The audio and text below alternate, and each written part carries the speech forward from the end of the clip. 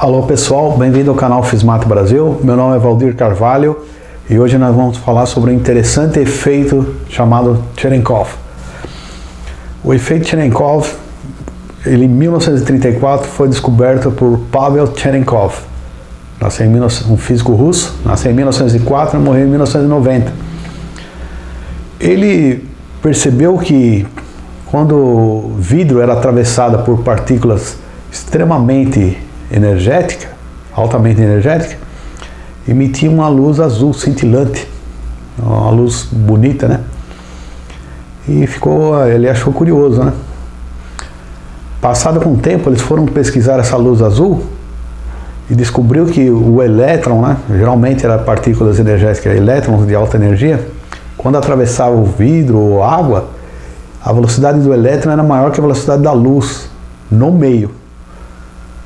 Isso é interessante, né? É um fenômeno interessante, porque você vê, a teoria da relatividade fala que a velocidade da luz no vácuo é uma constante e nada supera essa velocidade da luz no vácuo, que é 300 mil km por segundo. Mas aí no caso era o vidro, a água e os elétrons altamente energéticos, quando eles freavam, ele emite uma radiação, essa radiação do freamento é chamada Bremsstrahlung, e essa luz tem uma intensidade azul, brilhante azul. E com o passar do tempo foram analisando esse fenômeno e acharam interessante. O elétron ele consegue ter uma velocidade maior que da luz no meio, não no vácuo, no meio. Isso é interessante. E a explicação teórica veio junto com os outros dois físicos russos, o Frank e o Tamm. Usando a relatividade especial, eles conseguiram explicar teoricamente esse efeito. E por isso os três ganharam o Prêmio Nobel de Física em 1958. Nos meios como água, objeto translúcido, até mesmo o ar. Então, o ar, como vocês sabem, a velocidade da luz no ar é um pouquinho menor que do vácuo, um pouquinho menor, mas é menor. Pode superar a luz nesse meio, quer dizer, o elétron extremamente acelerado, ele pode ter uma velocidade maior que da luz no ar. Alguns dados interessantes, a luz na água é 225 mil km por segundo, no vidro é 200 mil km por segundo e diamante 123 mil km por segundo, uma velocidade relativamente baixa, né? Esse efeito é usado para detectar partículas de alta energia, como os raios cósmicos e neutrinos. Eu tenho um vídeo sobre raios cósmicos e outro vídeo sobre neutrinos. Então, os físicos criaram detectores especiais de detectar partículas de alta energia usando o efeito Cherenkov, essa luz azul. Então, consegue inferir a energia dessa partícula, consegue medir. Curiosidade a respeito do efeito Cherenkov. Pessoas que sofrem de câncer no cérebro, principalmente, quando eram submetidas à radioterapia, quer dizer, usando fontes de cobalto 60 ou mesmo césio-137, esses irradiadores produzem feixes colimados de radiação gama, que acaba com células cancerígenas. É um meio de tratamento chamado radioterapia. Essas pessoas relatavam que viam luzes cintilantes azuis durante o tratamento. Isso aí é um efeito dos elétrons. O irradiador de cobalto 60 ou césio 37 não emite só gama, elétrons de alta energia também, pouco mais emite.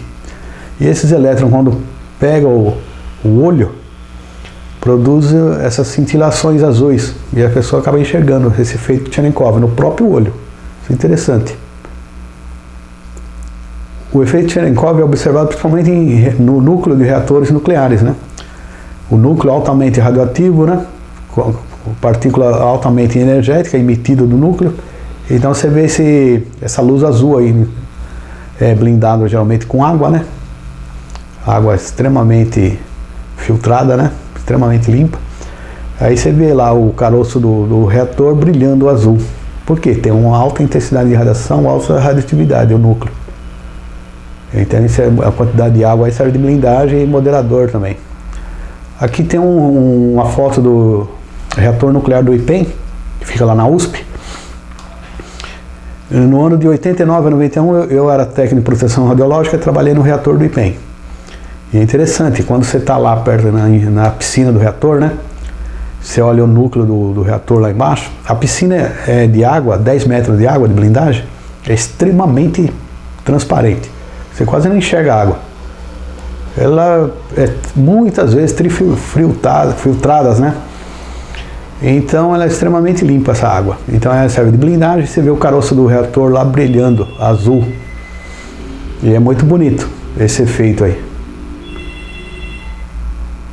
Outra curiosidade interessante é o acidente com o Césio 137 em Goiânia, em 1987.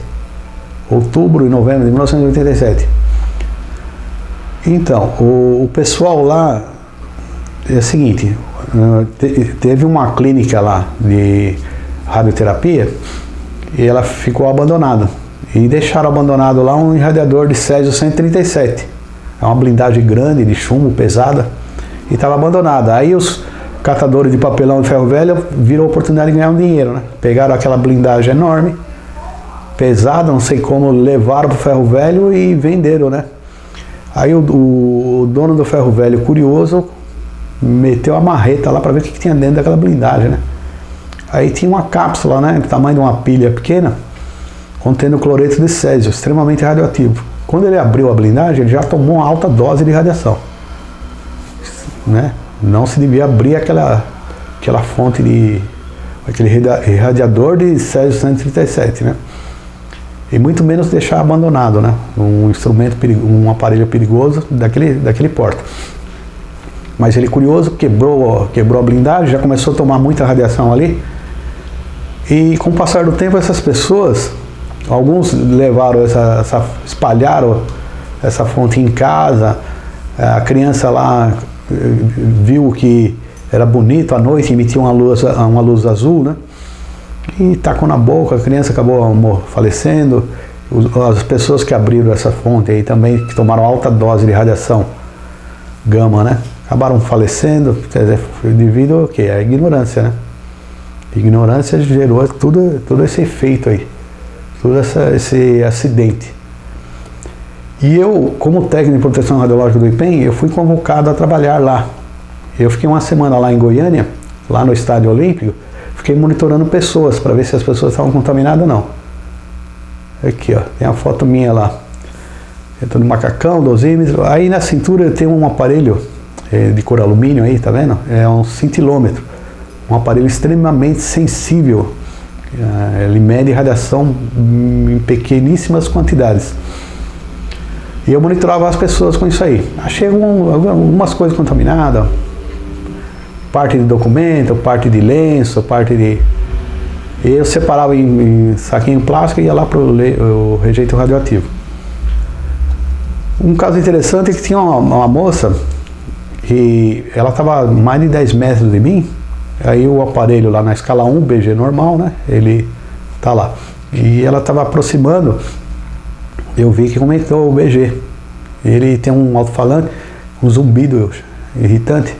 Aí eu desliguei o alto-falante, mas a escala foi aumentando. Eu aumentei a escala 10 e ela foi chegando perto. Então, para não apitar, né? Aí eu conversei com ela e tal. Ela estava contaminada, mas leve níveis de contaminação. Uma quantidade pequena de radiação. Não é suficiente para começar a surtir os efeitos biológicos da radiação. Diarreia, cansaço, vômito. Senão ela estaria no hospital e possivelmente se tratando ou tendo os efeitos mais graves ainda. Mas não, os efeitos eram baixos. Ela tinha uma leve contaminação no sangue. E o interessante é que o cintilômetro detectou ela a 10 metros de distância. Aí você vê o quão sensível é esse instrumento. Ele tem um cristal lá dentro, que a hora que a radiação bate lá, cria fótons, ele tem uma fotomultiplicadora. Então tem uma aparelhagem eletrônica, ele é extremamente sensível. Mais sensível que o Geiger. Então é assim, lá houve esse acidente devido à ignorância, devido ao desconhecimento, causou todo aquele transtorno, aquela confusão lá em Goiânia.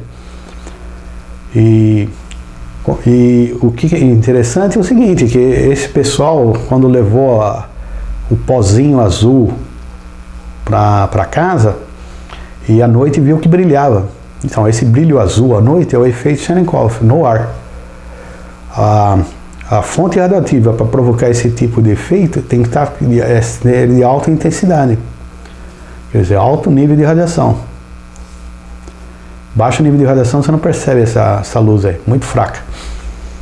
Então é isso aí. O efeito Cherenkov era um atrativo, mas que depois se tornou maléfico, né? E aconteceu todo esse problema aí. Pessoas faleceram e toda aquela confusão que houve lá no acidente em Goiânia. Foram colhidos rejeitos radioativos e foram estocados, separados, tudo. Usado aparelhos especiais para detectar a radiação. Eu detectando as pessoas, eu usei o cintilômetro, que é mais sensível que o Geiger. O Geiger é menos sensível. E assim foi aquele acontecimento. E esse fato curioso do efeito Cherenkov que atraiu as pessoas, inclusive a criança. Mas se tornou maléfico, né? Tá bom, pessoal? Aqui termina o vídeo. Se você gostou, deixa um like. Não se esqueça de se inscrever no canal. Abraços!